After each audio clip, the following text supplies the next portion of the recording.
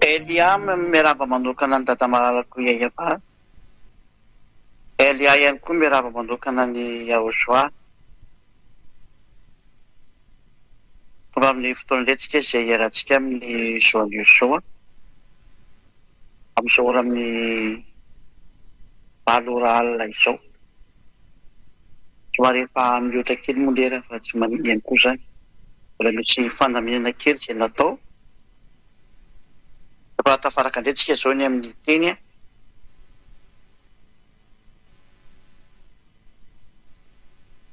dia mirary soatsika samy otahiny eo soazy hita manaraka ary tsy mijanona ny miaino ny teny Yahozoa. Tainao soa daholo itsika rehetra ny amin'izany rehetra izany ary. Voalohany aloha dia aty aminay zao amin'izao ora zao misy zava-maneno be manenoneny be mihitsy aty. Dia somary manamboatramboatra sofina kely zany nareo aloha. Satria tena tapatapa be mihitsy izy. Efa izany ihany moa zany hoe tsy dia andinisana azy fa tena mafy be ilay zava-maneno olona any ambadika any. Dia mety ho henonareo ihany ilay izy fa tsy avy etỳ aminay aloha ilay izy. Ao mitobotoboka be ilay fitaovana zany.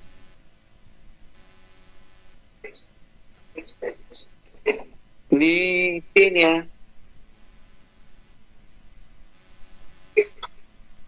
tsy misy sady manoka kely fa vizaka be.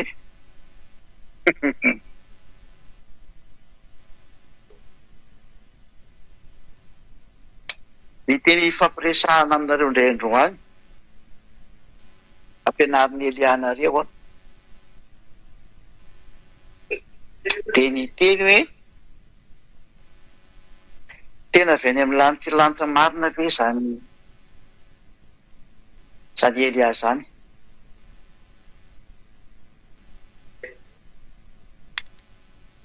Izay ny hikerevantsika ny amin'ny zaon'io zao anao izay miaino. Satria zao aty ampitan-dranomasina dia izany indray zany no entiny tevoly zany. Manakana ny lalan'ny olona. Tena vitan'izareo mihitsy moa zany miteny amin'izao hoe vendrina be hono zany izay olona mino izany hoe izany Elia zany dia avy any amin'ny lanitra ka hoe ambasadôran'i Yahozoa. Hoe ny olona rehetra izay mino an'izany dia vendrina. Fa ny olona rehefa eto ambony tany tsy avy any amin'ny lanitra zany fa olona daholo io.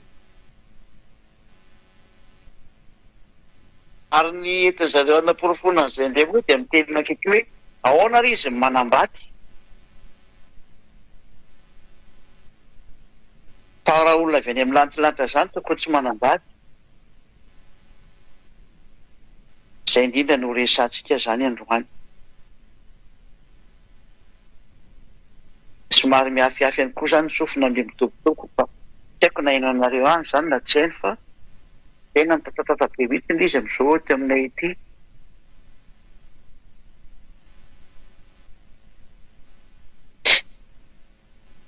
Tsy dia maheno nareo.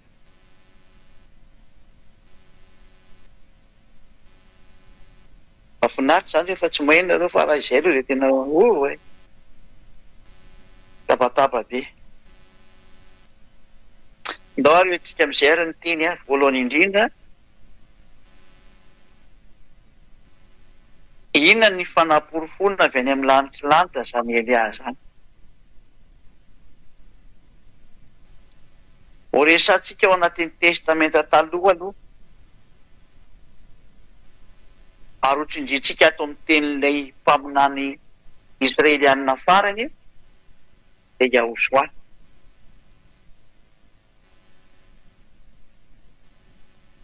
Ny teny alika hatramin'ny testamenta taloha moa zany lany hoe miteny tany amin'ny tsisy idiran'ny ilay Yahoshua mpaminany farany.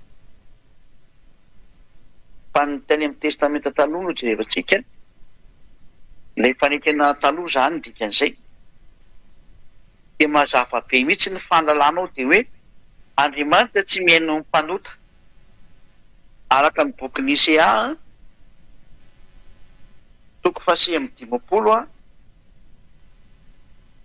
andininy voalohany sy ny faharoa. Manomboka zany ny teny milaza mihitsy ny fanaporofona fa zany Elia zany ambasadorany Yahoshua dia tsy avy ety aminareo mihitsiny, fa raha avy ety aminareo izy dia tsy nafaka anareo tamin'ny fahotana. Ny porofo nefa mifafaka amin'ny fahotana ny olona izay miaraka amin'ny Elia dia ianareo izay dazy efa miseho manerana an'izao tontolo izao. Ianareo mihitsy ny vavolombelon'ny fahamarinana, fa tena misy ny fanafana amin'ny fahotana, misy ny afaka amin'ny fahotana ary tena tsy manota intsony. Izay sary izay efa hitan'izao tontolo izao dia porofo mitohaka amin'ny tendan'izao tontolo izao, na tiany na tsy tiany, na ekeny na tsy ekeny, na marina aminy na tsy marina aminy.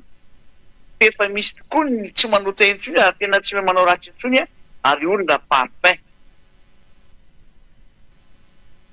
Ary izay sary izay mihitsy no midika fa efa tonga ilay avy any amin'ny lanitra ny lanitra noho ny amin'izao fanaporofona manaraka reko anareo izao.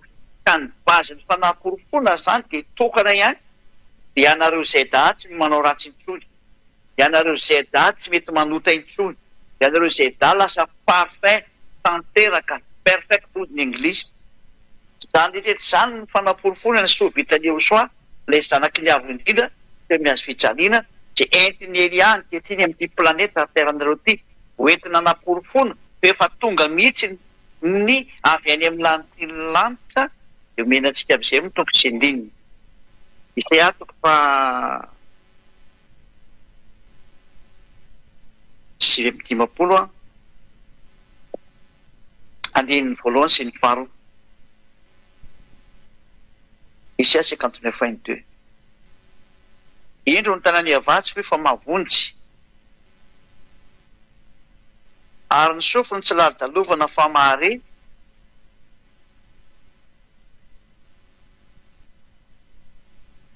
fa ny herokaroa no hevitra mampisaraka anareo amin'Andriamanitrareo, ary ny fahotanareo no mampiafina ny tavony anareo ka dia tsy mihaino izy. Io Andriamanitra io zany dia tsy mihaino ny mpanoviana. Ka raha ohatra izy zany ka tsy mihaino ny mpanota, ataony olona anankiray ahoana no mahafaka olona amin'ny fahotana raha mpanota izy. Izany hoe ataony olona izay mpanota ahoana no afaka olona ho lasa tsy mpanota. Ny olona ety an-tany rehetrarehetra ohatra nareo olombelona mantsy dia mpanota daholo.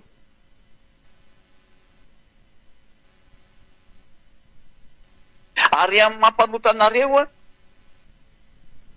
tsy possible mihitsy no lasa tsy mpanota izay miaraka aminareo. Fa matoa zany lasa tsy manota intsony izay miaraka amin'ny Elia. Zany Elia zany dikan'izay fa tsy avy ety aminareo.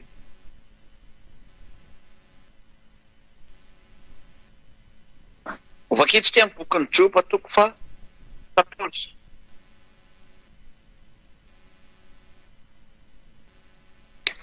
Joba 14.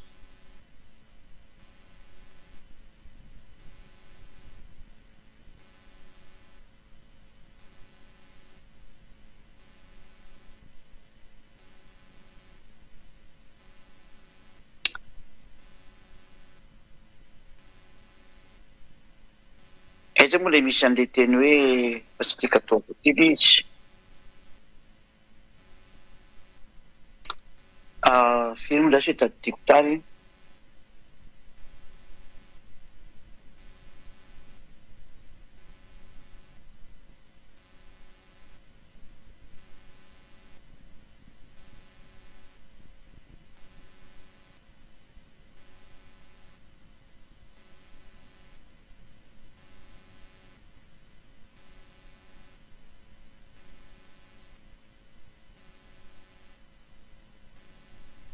fa voatitiko izay hoe aiza izay olona maloto a raha titeraka madio tsy haiko tadidinareo iny teny iny mba mihinana kely hoe zay teny izay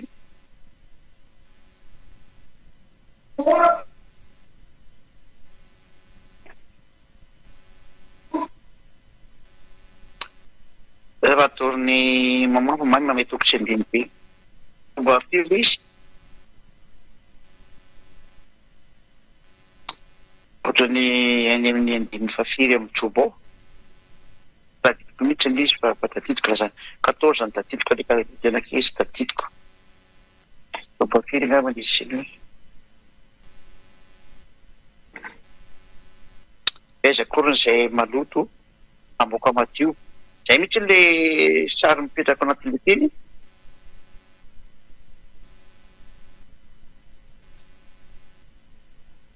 tsy aloha karona kely izy ary aloha tsy 14 ka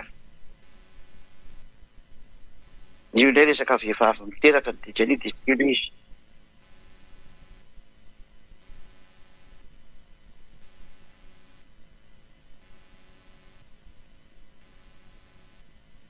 aiza moa izy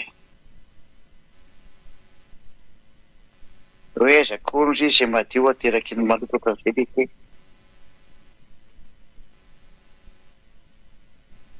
eny sy tadidiko mihitsy ny izy malefa kely aty io anareo izay mahay an'le teny fa tsy tadidiko mihitsy izy ty moa application fa tsy baiboly dia lasa tsy tadidiko mihitsy nle hoe aiza moa misy an'izy teny izy ka tsy izy indray tika teny ty mihitsy nisy kay aiza joba 14 ihany izy satria izy fasafaty aiza zavatra hafa mihitsy moa kay nita joba 14 ihany izy aiza ny misy madio ateraky ny tsy madio tsy misy na dia ray akory aza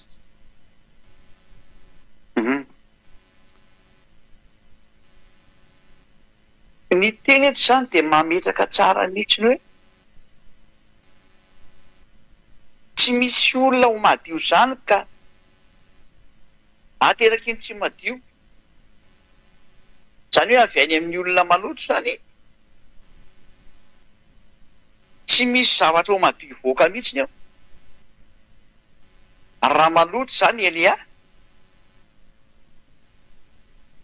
dia maloto automatika izay naterany dia olona miaraka amin'ny Elia zany dikan'izay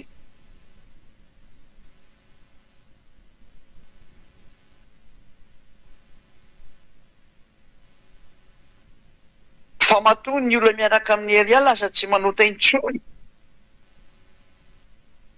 matoa ny olona miaraka amin'ny Elia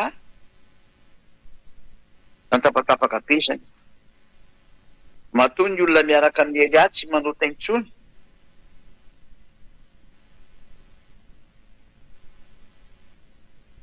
amboarina kely angamba le plasiny eny aminareo any satria eniko misy misy tapatapaka ny aminareo any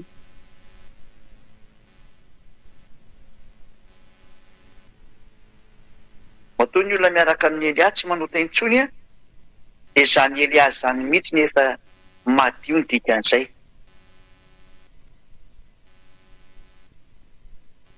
tsy tapatapaka ve ny aminareo any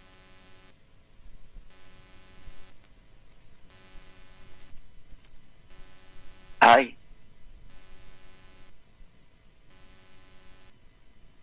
raha reo tenenako reo zany dia milaza mihitsy fa ny olona maloto dia tsisy Andriamanitra ny aina ary avy any amin'ny olona maloto dia tsy misy zavatra ho madio mihitsy ny zavatra misy anefany a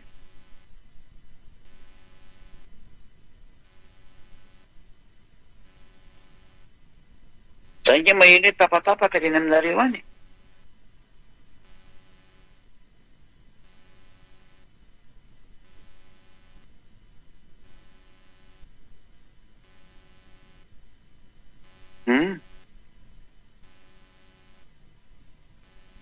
raha mireo teny anankiroa nameko anareo reo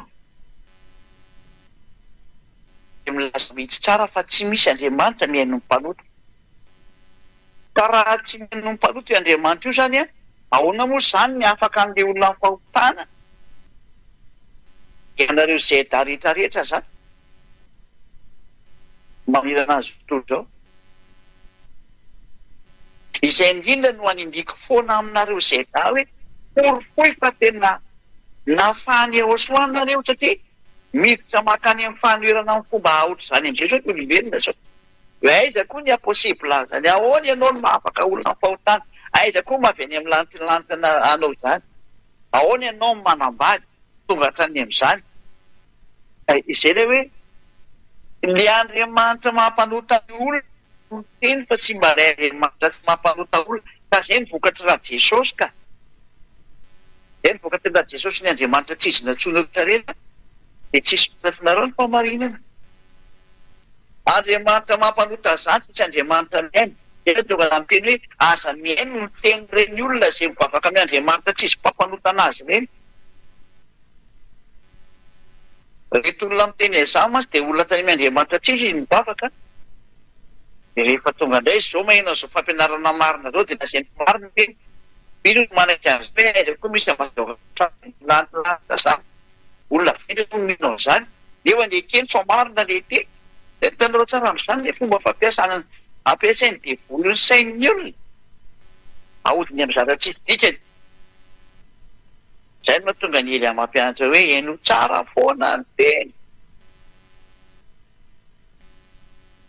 ary ny tena mampime mihitsy ny dia le teny le Andriamanitra tsy izy dia volo miara-miasa aminazy reny no en'olo zareo reny ny fahendrena avy any amin'ireny no arahana eo an'izy mahafantana fa mpanota ary rehefa mpanota dia avy any amin'ny devoly dia Andriamanitra avy any amin'ny devoly miaraka aminazy iny no enony dia ny fahendrena avy any amin'ny devoly ny enony ny fahalalana avy any amin'ny devoly ny enony fa tsy mba ny fahalalana marina no arahana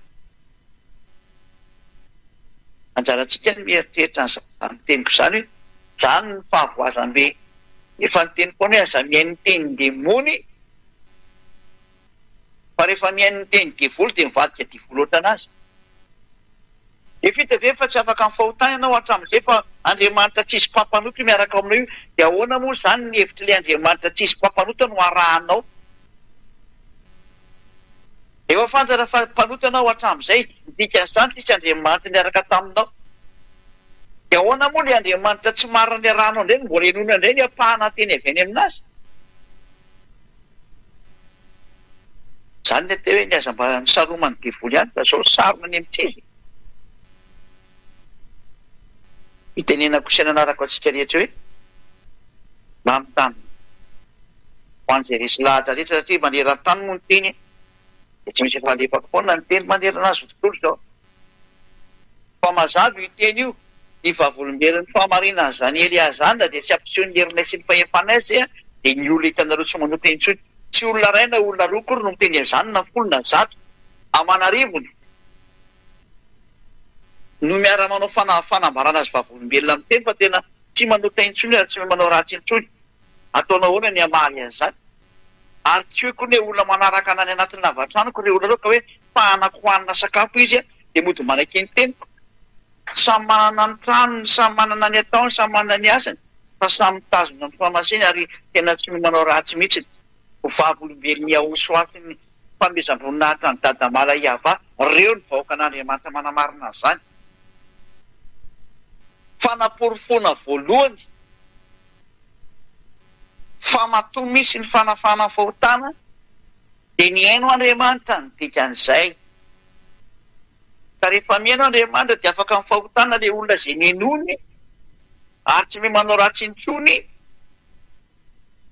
mazava ho azy fa le olona no henony voalohany dia zay mitondra ny teniny io ary matoa mihaino anazy Andriamanitra dia tsy mpanota intsony io ary raha tsy mpanota intsony io io olona io tsy avety atany amina avety aminareo zany avy any amin'ny lanitiny io satria ny lalàna mihitsy no teny fa Andriamanitra tsy mihaino ny mpanota ianareo rehetra izay natera-behivavy ety nefa maloto daholo toy izany hoe ngainao sy natera-behivavy iena nateraky ny vehivavy fa hafa mihitsy ny fandehan'ny Eliazany Eliazany efa nitantanana efa nitantanana izy ary nalovana hatrany am-bola kely izy ary nitehirizina foana izy mandra-pahatonga ny andro teny iarany amin'ny dada Iavasy Joshua navela ny aina tahaka ny olombelona rehetrarehetra izy fa voafidy izy ary voalary mandrapatonga ny fotoana zay etsoina azy am'izay zany ny atao hoe Elia zany ary efa tonga am'izay ny fotoana ny etsoina azy ataovy am'izay taovy ny asanao de io izy mitsangana ary zay niaraka taminy de tsy nanao ratsy intsony tsy manao tentsony profo zany fefa madio i olona io dikan'izay matona vita nanafaka olona madio satria ny lalàna de miteny hoe aiza koriny izay olona malotoka hiteraka madio na hoe aiza koa zay rehetra zay hoe madio ateraky ny tsy madio izany teny zany de manaprofo zany fa matoa afaka ny fahotana ny olona zay miaraka amin'ny Elia ambasa Diovany Joshua Elia mihitsy ny madio voalohany indrindra fa raha tsy madio zany Elia zany de tsy afaka ny fahotana ny olona ary tsy ho lasa tsy ho tonga tsy mpanota ny olona ary mbola mpanota foana ny olona raha toa ka tsy madio zany Elia zany fa matoa ny olona efa tsy manota intsony Elia mihitsy ny madio midikan'izay zay ny fanaporofona voalohany amin'ny testamenta taloha hoe matoa afaka ny fahotana ny olona ankehitriny madio le olona miaino anazy io Andriamanitra io satria ny lalàna de hoe Andriamanitra tsy miaino ny mpanota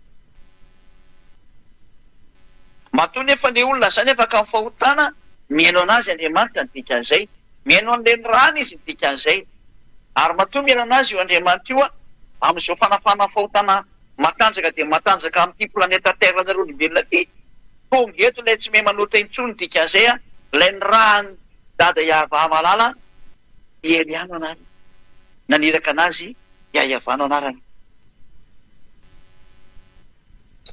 reo toko sy ndiny hitanareo reo adianinareo reo ny fanaporofona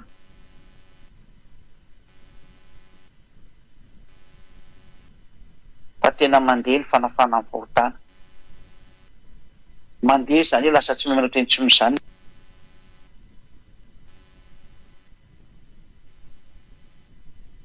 midika zany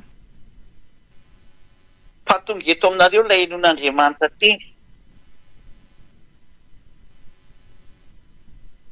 midika zany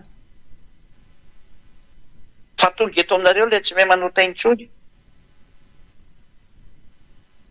tonga eto aminareo ilay efa madio fa antena mipetraka ara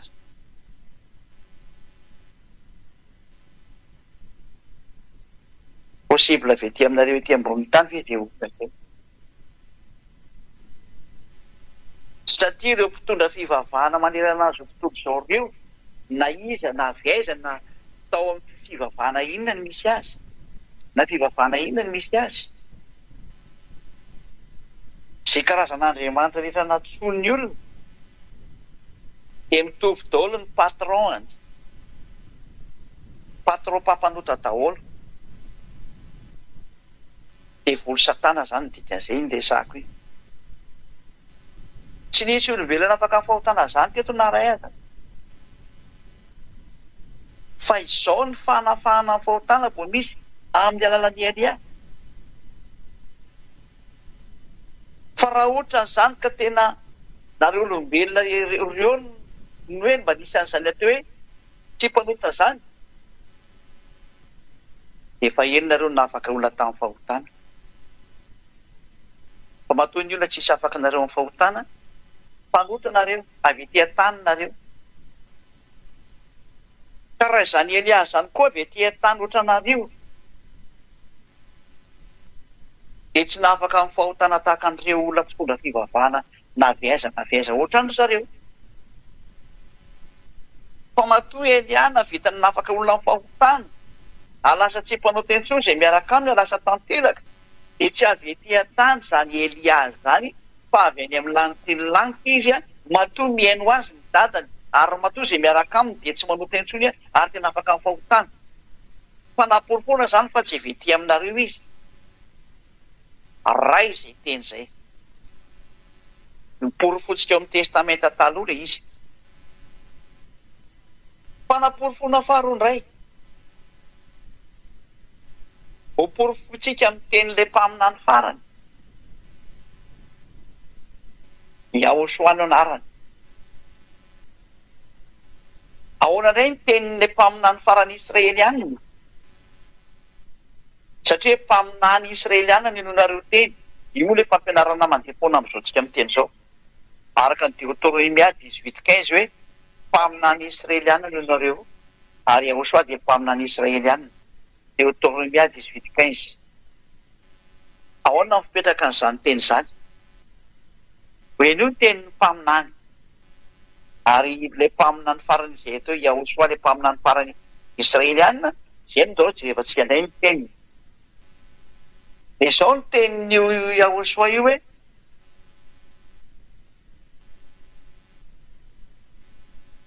aza manota intsony.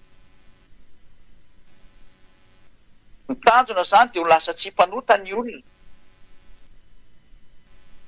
Fa raha mbola mpanota ny olona dia tsy izy izay, tsy miaraka aminy izay. Araka ny boky arikatra amin'ny Matthieu, tsy Matthieu moa fa Jauna ilay izy. Jauna 8:11. Araka ny efa haitsika sy fahafantatsika. Ary hoy izy, tsy misy tompo. Dia hoy Yahosoa taminy, izaho koa tsy manameloka anao mandehana, ary amin'izao tsisy ireo dia aza manota intsony. Araka ny Jauna 9:20. Hoe aza manota intsony ianao. Izay izany ny tenin'io Yahosoa io. Tsy n'existe teto amin'ity planeta Terre ity mihitsy io taoriana na tsy nateo intsony ny an'i Yahosoa sy ny apôstôly. Rava izany teny izany. Tsy n'existe intsony izany. Tsy nisy olombelona navita natateraka an'io teny io, na iray aza. Afa-tsy Eliary ihany. Eliary ihany navita natateraka an'io teny io aza manota intsony. Fanaporofoana faharoa. Fa tsy avy ety an-tany avy ety aminareo ity izany Eliary izany fa avy any amin'ny lanitra izy. Aty navita natateraka an'io teny izy hoe aza manota intsony.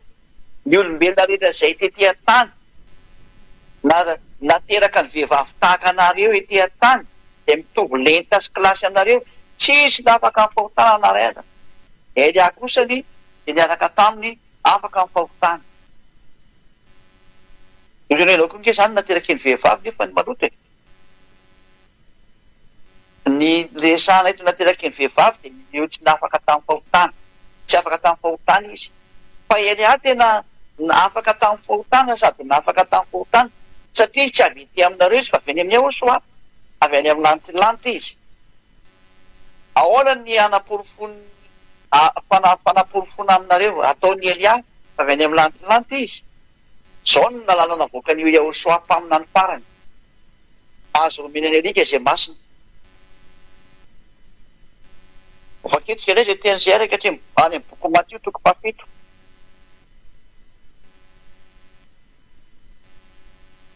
Matthieu 7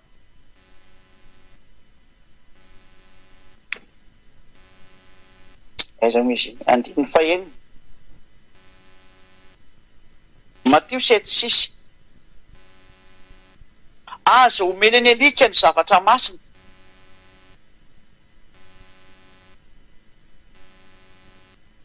Ary aza tsy mpiondrona ny kisoa ny vato soanareo. Fandrahoana hitsakan'izany izy ka hifototra dia miraviranareo. Ny lalàna nameny Yahosoa dia hoe azo omenany alika ny zavatra masina. Matthieu 7:6. Matthieu 7:9. Izany hoe ny teny dia milaza mihitsy fa aza omena ny alika zavatra masina.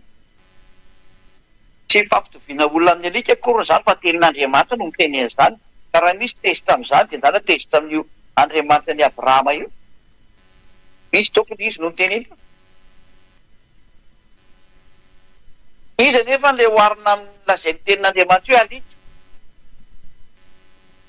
Reto alika reto no tenin'Andriamanitra dia reto mpanota ny velany mpijangajanga sy mpanao ratsy ireo. Tsy azo omena an'ireo mihitsy ny fahamasinana zavatra masina avy any amin'ny lanitra. kanefa n'ilay fahamasinana mihitsiny a izao entina izao satria matoa afaka ny fahotana ny olona lasa masina izy nazo zavatra masina izy ary ny fahazaony an'ilay zavatra masina mihitsiny dia ny fanay masina noraisiny mihitsiny a io masary mpiarana io Andriamanitra io hoe azo omeny alika ny zavatra masina. Izany hoe ny olona mpanotany ivelany dia tsy mahazo ny zavatra masina, fa ny olona mahazo ny zavatra masina dia tsy maintsy avy any amin'ny lanitra ny lanitra ihany vao mahazo an'io izy. Lova kitsika izay teny izay hoe matoa zany Elia navitana afaka olona tamin'ny fahotana ary lasa tsy nanota intsony io raha lasa masina ilay olona nandray ny zava-masina avy any amin'ny lanitra ny lanitra dia Elia mihitsy ny avy any amin'ny lanitra ny lanitra ny dikan'izany matoa ny zavatra avy any amin'ny lanitra ny lanitra manaraka anazy. Dia ny fanay masina manala olona fahotana.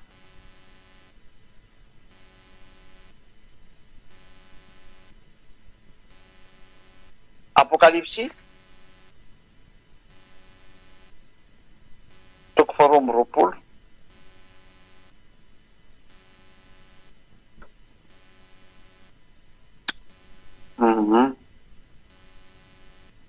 Verset 15.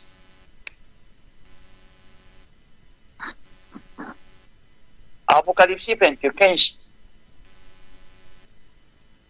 Fa ny velona ny alika sy ny mpanao ratsy sy ny mpijangajanga sy ny mpamono olona sy ny mpanompo sampy ary zay rehetra ty lainga sady mpandainga. Même classe mihitsy ireo any ivelany daholo ny mpanao ratsy rehetrarehetra.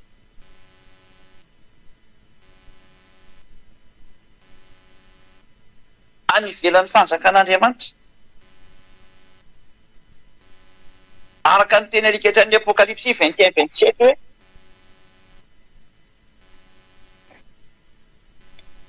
Apokalipsy 21-27 ary tsy mba hiditro mihitsy izay tsy masina na izay mpanao vetaveta na izay mandainga fa izay voasoratra ao anatin'ny boky ny fiainana izay ny zanak'ondry ihany. Fomba azo miditro amin'ny lanitra ny lanitra zany ny mpanao ratsy rehetra anatin'izany ny alika. Ary ilay alika dia tenen'ny dada Iava hoe any ivelany ny alika. Tany ny alika zany dia zavatra any ivelany tsy mahazo miditra amin'ny fanjakan'Andriamanitra. Reny zavatra avy any ivelan'ny fanjakan'Andriamanitra reny ny Andriamanitra azo omena ny zavatra masina. Ten'Andriamanitra miteny izany fa tsy za va iovako io tsara io fa meko anao idolo le teny io. Andriamanitra Abrahama namoaka an'io. Ka ny olona mpanota zany ty resahana ity zany hoe any ivelany ireo. Ny zavatra masina nefa ny tsy azo omenandreo any ivelan'ireo. Aiza zany nisany ambasadeur-ny Jehoshua Elia matoa navita an'izao zavatra zao izy. Mazava zany ny ambasadeur-ny Jehoshua izay navita natonga olona lasa masina sy mpanota intsony ka tsy mba olona any ivelany izy. Any ivelan'ny fanjakan'Andriamanitra fa ao amin'ny lanitra ny lanitra izy. Avy any izy ny dikan'izao. Matoa navita olona tsy manota intsony izy lasa parfait ny olona miaraka aminy tanteraka tsy avy ety an-tany izy satria ny ety an-tany mpanota dehors ten'Andriamanitra ny alika. Dehors reny. Zany hoe tsy ao amin'ny lanitra ny lanitra reny. Ny tsy avy any amin'ny lanitra ny lanitra reny dia dehors tsy mahazo mitondra zava-masina. Matoa Elia navita nahatonga olona lasa masina tsy manao ratsy intsony Elia avy ao amin'ny lanitra ny lanitra ny dikan'izay fa tsy mba dehors zany izy fa tena à l'intérieur izy. Dans le ciel des cieux. He is from the heaven of heaven. Ozy ny anglais. Il est venu du ciel des cieux, ozy ny frantsay. Izy dia avy any amin'ny lanitra ny lanitra. Satria ilay fanjakantsika dia any amin'ny lanitra ny lanitra fa tsy ety an-tany. Ka raha hoe any ivelany ny alika, any ivelan'ny fanjakan'Andriamanitra ny dikan'izay.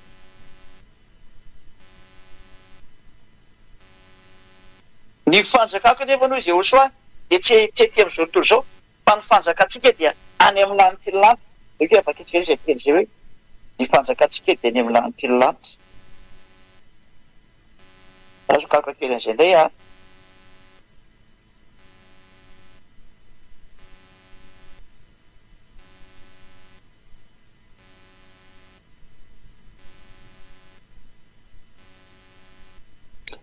hitantsika izy Filipianina 3:20 Filipianina 3:20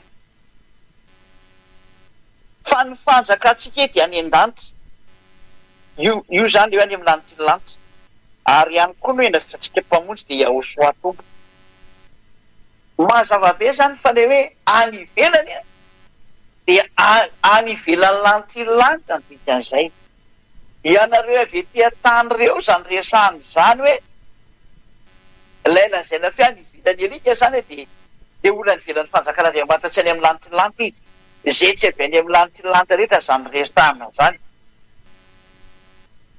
nareo olombelona kely ety an-tany zany tenenina amin'izany resaka zany zany mahatonga nareo tsy mahafaka ny fahotana olona io tsy afaka fahotana amin'ny olona mihitsy nareo satria nareo avy ety an-tany Filipianina 3:20 ianareo zay avy ety an-tany dia tsy afaka olona fahotana zany no ovinanao viny ary zany mahatonga nareo tsy navita nafaka olona fahotana satria nareo any ivelany lanitry ny lanitra nareo fa rehefa tonga amin'izay le avy any amin'ny lanitry ny lanitra nanaraka anazy ny zavatra avy any amin'ny lanitry ny lanitra mahafaka ny fahotana dia ny fanahy masina izay resana anareo dia io ny olona fa tsy mahay manao ratsy intsony tokoa ary tena tsy navita nanao ratsy intsony ary sambatra izay tafaraka amin'ny Eliazo fa tena tsy mahay manao ratsy intsony izy izao teny izao ny fanaporofona fa i Eliazo zany dia ao amin'ny lanitry ny lanitra izy ary tany amin'ny lanitry ny lanitra izy satria ny ao amin'ny lanitry ny lanitra no manana ny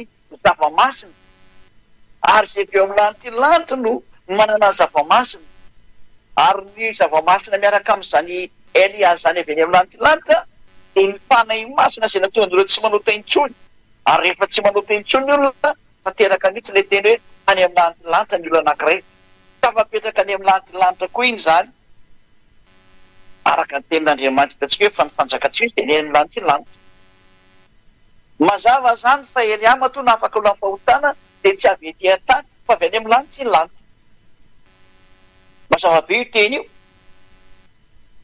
dia tsy mba avy ety an-tany avy ety aminareo fa raha zany dia tsy mahazo mitondra an'izao fanafana fahotana zao koa izy tahaka anareo hatramin'izay tsisy nafaka tamin'ny fahotana fa raha voalasa ny apôstôly maty dia tsisy tsony ny fanafana fahotana zava-doza no nataonareo olombelona novainareo ny anarana marina zavatra hafa no tomponareo Andriamanitra tsy izy daholo no tomponareo mpiara-mamindra amin'ny devolo no tomponareo io zava-doza nahazo anareo io noho izany fanaporofona mazava be izay tena izay matoa afaka ny fahotana zany ny olona miaraka amin'ny Elia dia tsy olombelona tahaka anareo izy dikan'izany fa avy any amin'ny lanitry ny lanitra satria ny avy any amin'ny lanitry ny lanitra ihany no mahazo ny zava-tsoa avy eo amin'ny lanitry ny lanitra satria hoe azo omeny any alika izay zavatra masina ka ny zavatra mahafaka ny fahotana zany zavatra avy any amin'ny lanitry ny lanitra zany dia ny fanahy masina tsy azo ny olona ety an-tany zany hoe hoentin'ny olona ety an-tany zany fanahy masina zany aiza koa ny ampitombona an'izany fanahy masina ve avy any amin'ny lanitry ny lanitra dia n'olombelona kely iny dia hitondra azy aiza ny apety an'izany aminao ianao manoto dia ny zavatra hoentinao masina be ny dia aiza ny apety an'izany ny fanahy masina ngeika zava-boary afaka amin'ny resaka sy miteny ary ireo mihitsy manao ny fanafana ny fahotana io no nibaiko ny eo asoany azy amin'izy mitary-dalana ho amin'ny marina dia izay no mahatonga ny olona tsy manota intsony ary zany fanahy masina zany dia avy any amin'ny lanitry ny lanitra zany rela hoe azo omeny alika ny zavatra masina izay miaraka amin'ny fanahy masina io zany zavatra avy any daholo vao mahazo mety io dia izay no mahatonga ny Elia hoe avy any Elia matoa miaraka amin'ny fanahy masina izay mandala amin'ny fahotana ary izay no fanaporofona fa avy any mihitsy ny Elia satria io fanahy masina io no mahatonga ny olona tsy manota intsony ary io fanahy masina io no mahatonga ny olona tsy mahay manao ratsy intsony lasa parfait ary zany ny fanaporofona mipoaka amin'ny tendany olona fa tsy azo no lavina intsony zany devolo sisany mandahany zany ko izay maha-devolo ny devoloko fa zay izy dia tsy atao hoe devoly izy tsy mety mamaly foana izy fa saingy tsy azo nytoerana kosiny io ny olona afaka ny fahotana efa lasa tsy namantsony efa tonga ny ilany amin'ny lanitry ny lanitra zany no midika fa tonga dia avy any amin'ny lanitry ny lanitra io izy io hitanareo io sariny za zay miteny io Elia io fatelony zany zay fa ny tena mipetraka farany am'izay efa mazava aloha zany iny eny fahafahana amin'ny fahotana no profo fa tsy ave tia-tany Elia fa avy any amin'ny lanitry izy fa tsy maintsy nalefa olombelona izy mba hamonjy anareo tahaka nataony Yehosoa satria tsy maintsy hiara-monina aminareo olombelona izy tahaka ny Yehosoa koa zay zoko malalany dia tsy maintsy natao olombelona izy nateraka ny vehivavy koa izy tahaka ny Yehosoa fa ny tena mipetraka manino izy ny manambady valy teny omeko anao Yehosoa tsy manambady satria izy tsy tia hanambady fa tsy misy lalana mihitsy miteny fa tsy mahazo manambady Yehosoa raha tonga taty fa izy mihitsy tsy tia hanambady satria tsy tiany zany ary tsy mety aminazy idirany Elia zany fa nazy voninahitra ho azy manak'izay fa ny lalànany Yehosoa mihitsy dia tsisy miteny mihitsy aza manambady zany ny lehilahy zao ny lalàna ny dada Iava noho izany ny lehilahy dia andao ny rainy sy ny reniny kaikamana ny vadiny ary laso nofo ray izy roroa tsy misy Yehosoa nandravan'izany teny zany mihitsy eo raha vaky ty teny tary amin'ny fanamboarana anareo ty fa raha zany dia efa tsisy manambady tsony ny olona ino nge mbola manambady tsy nandravany didiny dada Iava mihitsy zany Yehosoa zany tamin'ny famoronana anareo fa navela hiteraka ny olona ary mbola mitoy zany mandrakandroany mbola tsy namoaka didi mihitsy ny Yehosoa aza miteraka tsony nareo olombelona fa aoka tsy hivaty tsony la sy mivady tsisy nanao an'izany mihitsy noho zany ho an'ireo izay minazy fa manino ny Elia manambady ianao ke zany manohitra lalàn'Andriamanitra fototra mihitsy zay nge nateraka olombelona koa Elia nge natao olombelona tahaka ny Yehosoa izay na tonga nateny hoe izy ny tsy tia hanambady ny amin'ny momba anazy manokana dia tsy idirany Elia mihitsy zany fa raha ohatra ny Yehosoa zany ka mba tia hanambady tety azo natao tsara mety zany fa zany efa minazy fa izy tsy nanambady izy ary marina zany inona ny antony izy ny tsy tia hanambady satria tsy tia hianambady fotsiny zao izy zay ny tiany zay ny mety aminazy fa tsy afaka hiditra amin'ny momba ny Yehosoa manokana mihitsy fa raha ny lalànany Yehosoa dia tsy nanova ny teny ny dadany mihitsy izy iaiavano anarana dada Iavano miteny hoe manambadinareo mba hiteraka nareo afaka manambady mihitsy ny olona fa napetraka Yehosoa kosany hoe aoka ny lehilahy ray ho vady ny vehivavy ray ary aoka ny vehivavy ray ho vady ny lehilahy anankiray valy teny omeko an'ilay fivavahana zay milaza fa hoe tsy mahita ao anatin'ny baiboly ony izy fa hoe lehilahy ray dia manambady vehivavy ray ary ny vehivavy ray manambady lehilahy ray satria mandeha be anatin'ny internet any zany teny zany za tsy anona le fivavahana fa mahafantatra an'izany ho an'reto manambady bidibe eto dia meko anao ny tenin'Andriamanitra ho an'ireo rehetrarehetra zay miteny an'izany fa ao anatin'ny tenin'Andriamanitra mihitsy zany adoke dia efa-tsy te zay teny zay satria parantesy kely omenanareo zany ary ikatra ny bokyny Kolosiana angamba izy ina sy diso rokarona kely indray lekarika kely indray aloha zasy aloha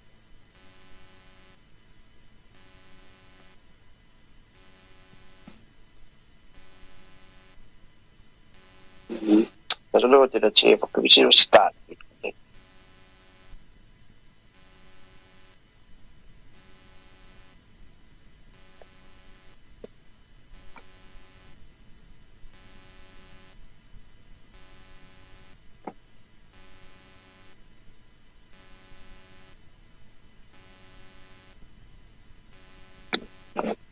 Richard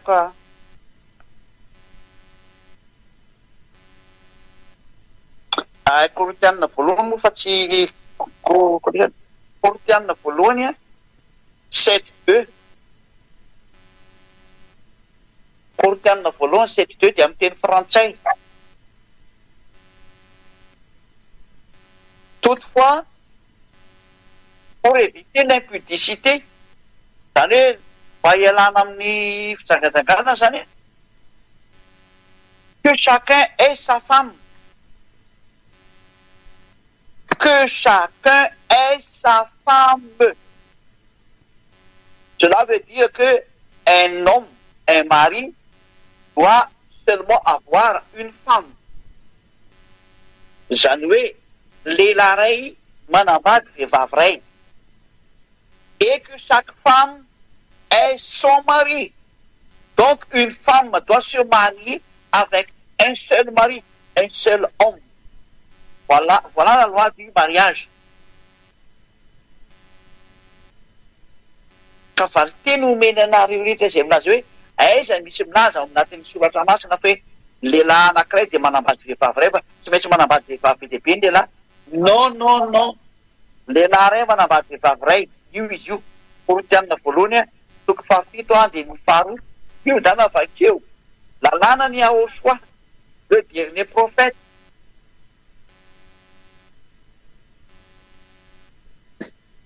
Verina any amin'ny voalohany.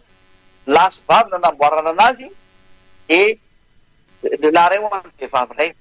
Zay ny nanamboarana anareo araka ny boky Jio. Eo amin'izay zay ny lalàna ny Ahosoa. Ka tsy misy Ahosoa amin'ny teny mihitsy hoe aza manambady nareo. Hoe aza manambady tsy isy an'izany ety amin'ny Ahosoa. Zava-doza ary zany satria mandrara lalàna fototra nataon'ny dada Maria Iavany zany.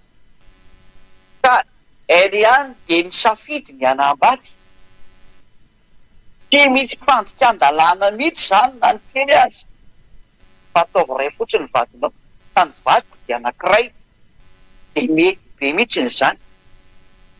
Tena tsisy olana mihitsy zany. Nanaraka lalàna tsara mihitsy zany.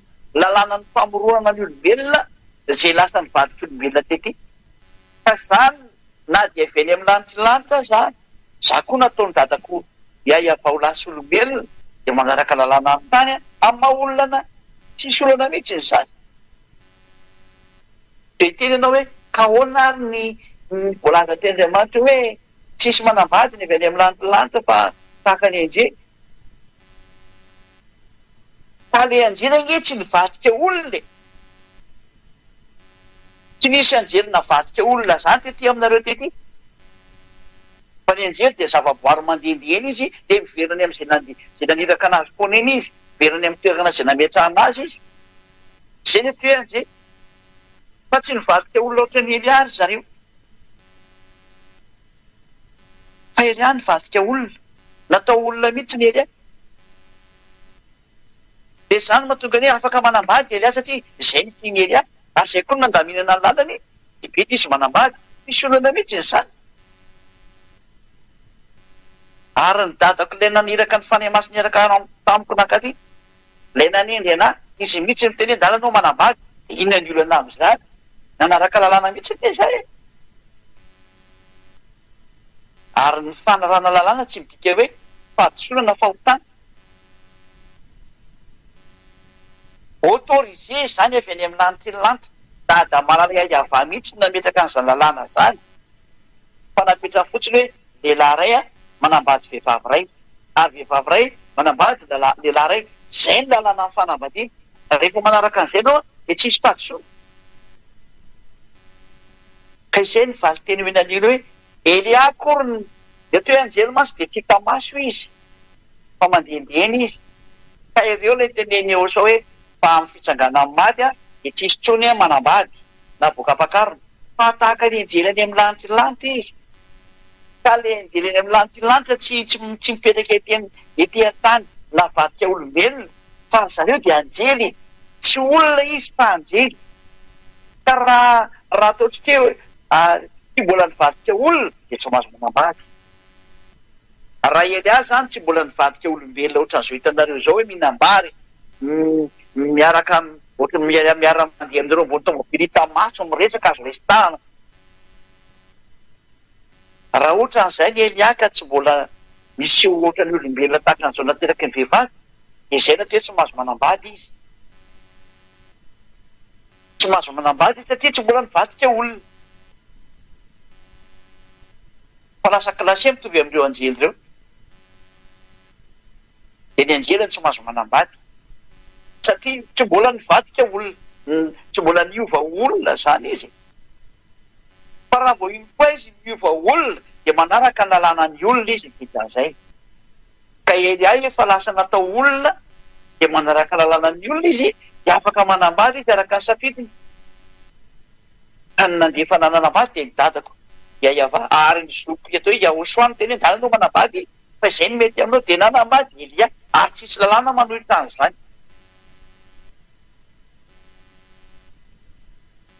Afaka itsika hoe fataka ny injily any amin'ny lanitra izy aloha.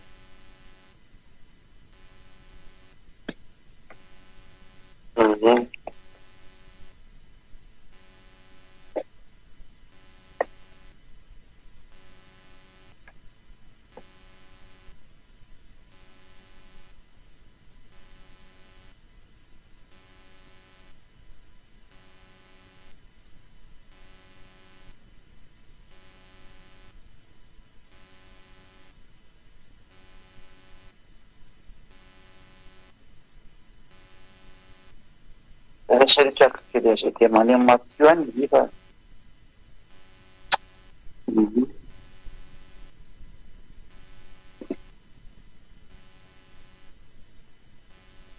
Matthieu 22:30. Matthieu 22:30.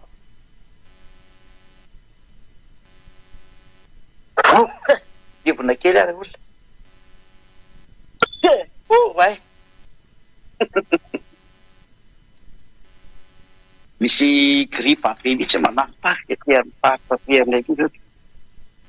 Efa tonga dia mihevonevona be mihitsy. Miaratsiny amin'ilay tsy tia mihevona ko ino mikoseny maha olona ny olona tsy maintsy mihevona ary tina anao teo. Matthieu 22:30. Fa amin'ny fitsanganany maty dia tsy mba misy afakabady na voaka-piakarana fa ho tahaka ny injily any amin'ny lanitra lanitra izy. Injily any lanitra zany. Fa ny injily izay tsy nivadika olona, mbola tsy niova ho olona, reny tsy manambady reny. Zany hoe raha mbola any amin'ny lanitra lanitra anao zany ka tsy nivadika olombelon'ny rano anankiety dia tsy mahazo mivadika olona tokoa ianao zany. Satria tsy mbola navadika olona dia tsy mahazo manambady. Fa izay efa nirana ka novaina ho olona ety aminareo ety mahazo manambady mihitsy. Fa lalàna zany afaka manambady izy. Izay no tonga namteny hoe raha Yahosoa ange nanambady tsisy lalàna manohitra an'izany fa izy tsy tianao an'izany ary izy tsy natao izy zany tsy vonany andeha amin'izany satria tsy mety aminazy izy. Ka izay moa zany ny momba anazy tsy hidirako mihitsy zany fa amampamorona anazy izay tiany io. Fa raha ohatra izy nakavady tsy olana aminazy koa zany, tsy manohitra lalàna izy. Fa Elia natao olona, efa lasa olona Elia, nateraka olona izy, miaina ohatran'ny olona izy. Tonga manambady izy ny dikan'izay. Rehefa afaka manambady izy, inona ny olana aminao amin'izay? Eto ana teny lalàna izy ake miteny fa tsy mahazo manambady Elia. Lalàna izy atao fanjakana masina atao amin'ny Yahosoa. Tsy misy an'izany ato. Afaka manambady tsara mihitsy izy. Ary tena mahazo mihitsy izy fa tsisy lalàna manohitra an'izany. Ka izay zany nivaly teny amin'ilay ianao miteny hoe ahoana moa anao manambady? Raha avy any amin'ny lanitra lanitra ianao koa ianao manambady. Tsisy lalàna manohitra an'izany mihitsy eo amin'ny Yahosoa fa mety be ary zany. Satria ny lalàna ny dada Iavady hoe manambady ny lehilahy misaraka amin'ny ray aman-dreny dia manambady izy. Lalàna tsy maintsy atao zany raha lehilahy ianao. Ka zany tsy vehivavy fa lehilahy dia manaraka an'izay zany dikan'izany. Fa raha zany lasa sarim-bavy ka tsy mety zany. Zato sarim-bavy fa tena lehilahy mihitsy dia manambady pirofo fa lehilahy dikan'izay. Ary narako lalànan'ny zoko malalako Yahosoa dia ny lalàna narako dia hoe manambady ray ihany za ka vehivavy ray mivadiko. Manaraka lalàna mihitsy ary tsisy lalàna manohitra an'izany mihitsy eo na andray aza. Tsy misy hoe rehefa miaraka amin'ny Yahosoa nareo na avy any amin'ny lantilanitra reo dia aza manambady fa tsy mahazo manambady. Tsy misy an'izany ao. Tsy miexiste ao mihitsy zany na ny kely ara. fa mateonao tsy manambady a safidinao zay ary safidinao samy manana ny safidiny ka ny azy safidiko midadako am'tena danynao manambady fa zay mety aminao de nanambady zany ary tsy misy rahana manohitra an'izany ary mety be zany tsy mahita zavatra manirana am'izany ka izay le valy teny ho a averiko tsara ho anareo le miteny hoe raha avy any amin'ny lanitrilantry noko mihena manambady ko lalana zany dalàna mihitsy ny ara ty no arahako fa vehivavy ray fotsiny tsy maintsy vady de manaraka ny jea fa azo atao tsara raha manambady ary tena fanapolofolona ny teny dadamara iavà zany fa rehefa ianao misafidy hoe tsy hanambady a ka safidinao ndray tsisy manohitra an'izany safidy io manambady ianao safidinao zay tsy manambady anao safidinao zay fa mahazo manambady ianao fa kosa raha ihany ny vadinao fa lalàna zany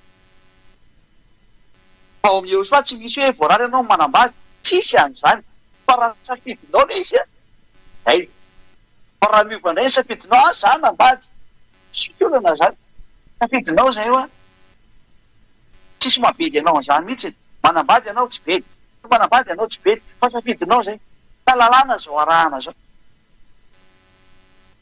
fa ny devolo mitady andika lalàna mamorona lalàna tsy fantatra indray le devolo zay misy lalàna to amin'io sao tsy mahazo manambady ny lehilahy avy any amin'ny devolo igny zany sary zany de mandrarany tsy manambady io vakitsika indray zay teny zay le vakitsika farany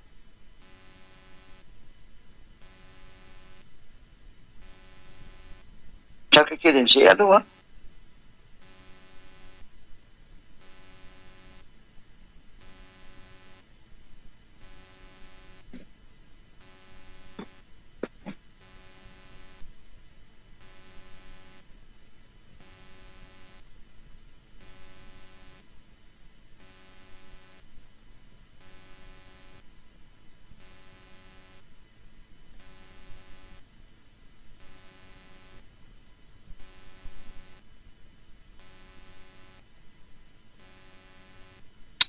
somary mbola veriko kely mihitsy ny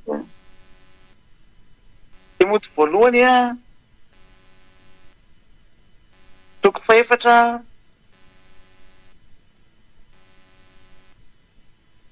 lasony hoe anao vetsikely le anateo misy ny teny mafisokety a Timoty voalohany toko fatelo a andiny faharoa ambiny folo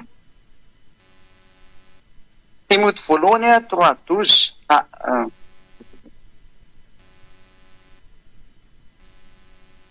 Timoty voalohany 4:3 zafady indrindra Timoty voalohany 4:3 Timoty voalohany 4:3 zay mandrara tsy hanambady anao mavaketsika misy andininy voalohany sy ny faharoa fa ny fanahy milaza marina Timoty voalohany toko faefatra andiny voalohany ka hatramin'ny fahatelo fa ny fanahy milaza marina fa amin'ny andro fivoriana dia emotra amin'ny finoana ny sasany manaiky fanahy manitaka tsy fampianarany demonia amin'ny fiatsaram-belatsy ny mpilaza lainga ka voapetaky ny vy mamay ny fieritreretana sa misy olona mampianatra zava-doza zany ty olona fanahy mamitaka ny eo anatiny eo zany inona taon'ity fanahy mamitaka ty zay mandrara tsy hanambady fa ny olona miteny an'izany ianao tsy tokony manambady a fanahy mamitaka ny eo anatiny eo izay olona miteny an'izay fanahy devolony ao anatin'izay olona zay de mandrara ny ilay hoe ahoana ianao manambady ikazay manko hoe ianao tsy mahazo manambady de zay olona zay zany zay miteny an'izany a fanahy mamitaka ny eo anatiny eo satria mandrara ny programa ny dada iavà amin'ny olona namboary ka rehefa nisy olona ny programeny dada iavà ho tonga olombelo ary lasa lehilahy de mahazo manambady izy fa ny mandrara ny lehilahy anankiray ty hanambady de olona fanahy mamitaka ny eo anatin'izay olona mandrara zay ka mieritreretana zany zay manao zay hevitra zay rehetrarehetra fa vao mety tena mahadivolo be anao zany mahazo manambady tsara zany Elia zany lalàna mihitsiny zany ary manaraka an'izany tsara mihitsiny fa kosany a manambady tokana lalàna zay. Dia izay ny namaranako ny teniko antsika rehetra koa mirary soana rehetrarehetra eto amin'ity planeta terre nareo ity, aza manaiky fampianarana démonitro sy oletiny démoni fa manarahany Eliany zay. Mazava aminareo zava-drehetra zao alefa ny devoly taolo ny hevitra rehetra zao dia mandeha ho azy koa ty mivavaka. Izy aminazy fa raha avy any amin'ny lantilanty ilay dia tsy afaka manambady izy le fety. Eliany ke fa lasa olombelona fa raha tsy mivadika olombelona kosa ny Eliany tsy mety zay hevitra zay.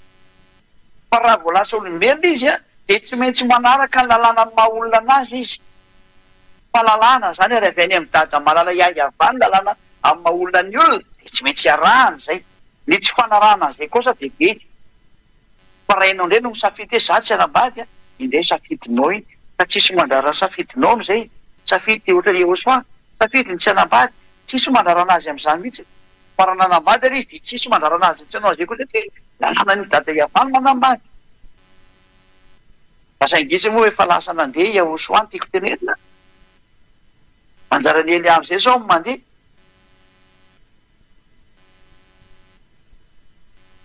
Izy zany mbola tsy vonona ny hanambady fa maty moa Jehosoa. Ka izy tsy tao anatin'ny programme hanambady fa Elia zao fa efa eto aminareo izy programme hanambady tsy misy fahadisoana mihitsy zany na kely azy ao amin'ny Jehosoa. Ary mety be ary zany. Vao miara zany tsara. Misy namana makivaky amin'ity fiainan'ity mila namana ity a.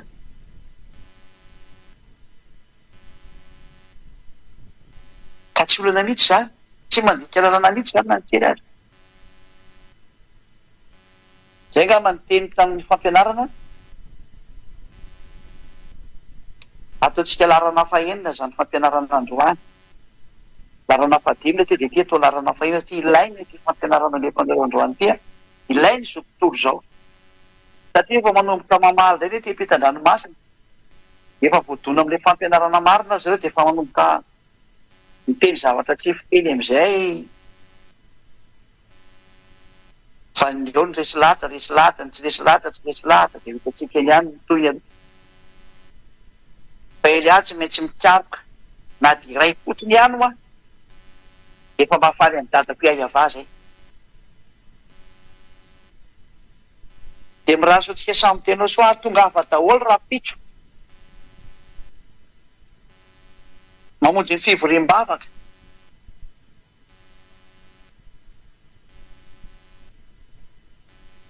Aza misy mitairaikiraiky any an-trano antsony fa tonga daholo manome voninahitra ny dada iavaka eo soa mamonjy ny fivoriam-bavaka amizay any amin'ny fiangonan'ny Jehosoa zay misy any Elia ambassadeur-ny Jehosoa. Tadiavo zay Elia zay ambassadeur-ny Jehosoa.